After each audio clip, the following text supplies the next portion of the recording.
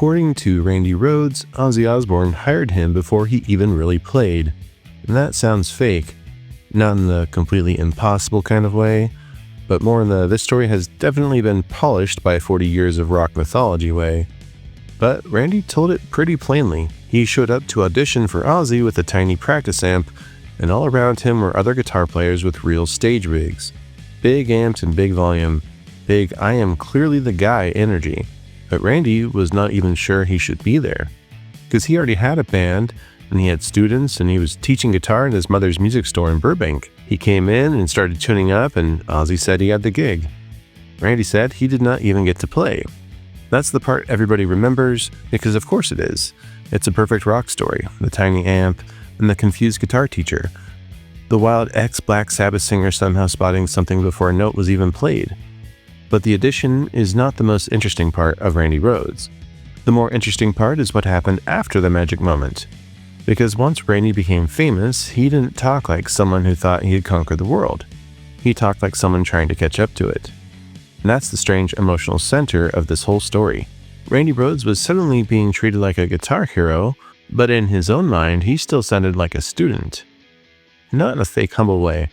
Not in that annoying celebrity way where someone says, "Aw, shucks, I'm just lucky to be here," while clearly believing they were assembled in a laboratory to be worshipped. Randy's uncertainty was specific. He worried about his playing and his sound, and he worried about repeating other people's licks. And he was worried that success was pulling away from the thing that made him good in the first place, actually working on music.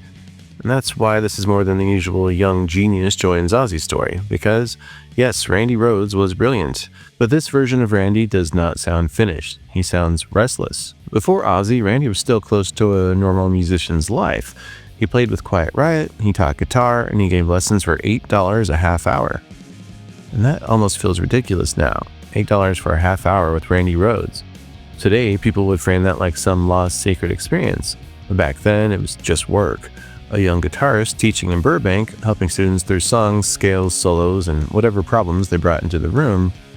And that teacher side never really left him. He wasn't a guy trying to sell a dark metal image, and he wasn't acting mysterious. He's not pretending the guitar came to him in a dream from a dragon wearing a leather jacket. He talks like a musician who breaks things down. What was missing? What did he still need? Where was he repeating himself? That is the Randy Rhoads story that gets buried under the mythology. He wasn't just a natural talent floating above everyone else.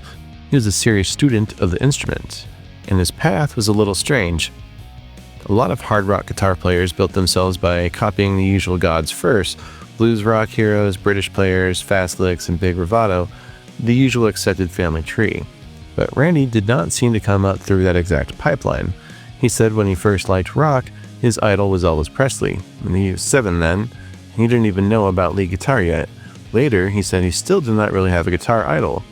That's the weird thing to hear from someone who became an idol to other players, but explains part of why he sounded different. He wasn't just playing the same blues vocabulary louder and faster. He studied classical guitar. He thought about melody, movement, and structure. That's why his solos don't sound like a guy spraying notes everywhere and hoping the smoke machine covers the mess. They actually feel built. They move and have direction. And Randy described his solos as more like rolling scales than blues-style call and response. So that's not just a technical detail, that's a whole philosophy of playing. He wasn't just asking, how do I impress people? He was asking, how does this solo travel through the song? That's a very different thing, and the teaching part mattered too. Randy said he learned more from teaching guitar than from anything else. Students would come to him with chord progressions, and they would ask what kind of lead could go over them. They would ask him to figure out note-for-note solos from their favorite players. So while Randy was teaching, the students were also bringing the outside world into the room. This brought in new songs, new problems, new licks, and new questions. And that might be one of the most important parts of his whole development. The guy who had become known for advanced, dramatic hard rock guitar was spending his days explaining music to other people. Then the Ozzy gig changed the scale of everything. Suddenly, Randy was not just a local player or a teacher. He was playing huge arenas, and he was getting press attention and being praised. And he was showing up in popularity polls. The spotlight didn't seem to make him arrogant, though. If anything, you might describe him as frightened and humble, and that's not really the normal Guitar Hero script. The normal script is maybe overly confident, a lot of swagger and volume, a solo spot long enough for everyone in the building to consider their life choices. Randy's version is more uncomfortable. He basically says everything is happening so fast that he hasn't had enough time to figure out what he actually wants to do. And that's the real problem. The machine decided Randy Rhoads was ready before Randy Rhoads decided he was ready. And now he had to perform the finished version of himself in public. That pressure shows up in the way he talks about originality. When he gets praised for not going through the usual imitation stage, Randy does not just accept it. He pushes back a little. He says he has his own personality on guitar, but does not think he has his own style yet. That's pretty wild, because from the outside, people were already hearing something special, but Randy was still hearing the gaps. He even admitted that in his live solo guitar feature, he used some of the same kinds of licks as Eddie Van Halen. He respected Eddie, but it bothered him. He did not want to survive on flash that impressed kids. He wanted something more permanent than that. He wanted to come up with something nobody else had done, and he knew that would take years. Which is both inspiring and sad, because fans often talk about Randy like a completed legend. But back then, he was still in motion, still reaching, and still unsatisfied, still trying to become the player people already thought he was. And that tension is very clear when Randy talks about the Ozzy albums. With Blizzard of Oz, he described a kind of chaotic excitement. The band was being formed, and the songs were being written, they were recording at the same time, it was all just happening at once. And that kind of pressure can be good.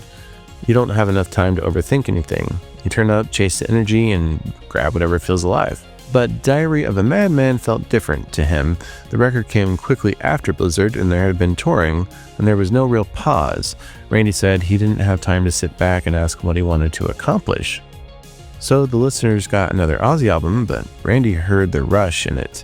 He said parts of the record made him cringe from a guitar standpoint. On the song Little Dolls, for example, he said what ended up on the album was basically a placeholder solo he expected to replace later, but he never got the time.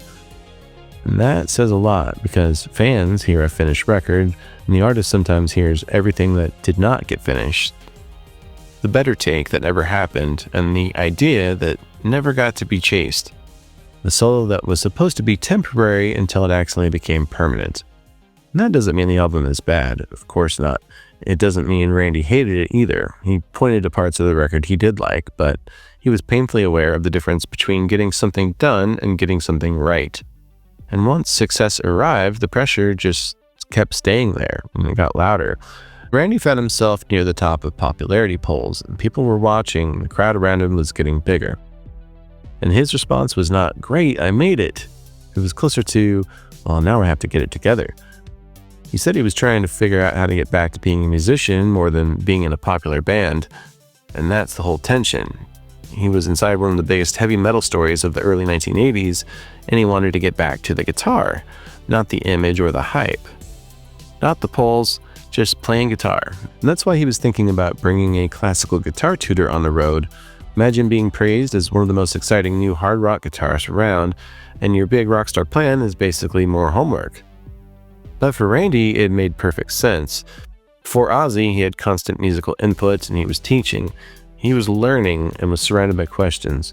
And on the road, that input had slowed way down. So he wanted a structure that would force him to keep growing. He was already getting a little bored with his playing. He would pick up the guitar and feel like it was all the same thing. And that's not what fans expect from a guitar hero. But it is probably how a lot of serious musicians actually think. The better you get, the more you notice your habits. The more praise you receive, the more trapped you can feel by the thing people are praising. Randy was looking for a way out of that trap. Not out of the music, deeper into it. He also talked about wanting to play on other people's records, not just metal.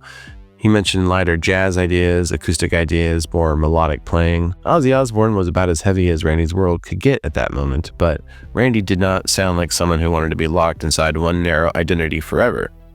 He wanted range and space. He wanted people to know he could do more. His sound on stage shows how complicated this was. All of his gear was huge, Marshall heads, cabinets, effects, and a very thick tone. But underneath all of that volume, Randy admitted he did not go on stage with a lot of confidence. If his sound was not right, he got paranoid, and he was still learning what to feel on stage. That's the part about playing guitar that people sometimes miss. Tone is not just noise coming out of speakers. For a player, it can feel like the ground under your feet, and if it feels wrong, your hands just know.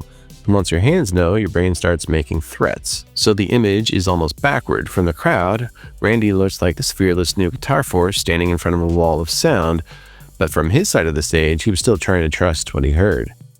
And that's why the Ozzy edition is a great opening, but not the whole story. The tiny amp gets him in the room, and the tuning up moment gets him the gig, but the real story is what fame did after that. It didn't turn Randy Rhoads into a cartoon rock star. It made him more aware of what he still wanted to become. He had the gig now, and the albums, and the crowds, and the attention, and somehow the thing he wanted the most was still the thing he had before all of it. Just a simple guitar in hand, something new to learn, and enough time to find a sound that fully felt like his own.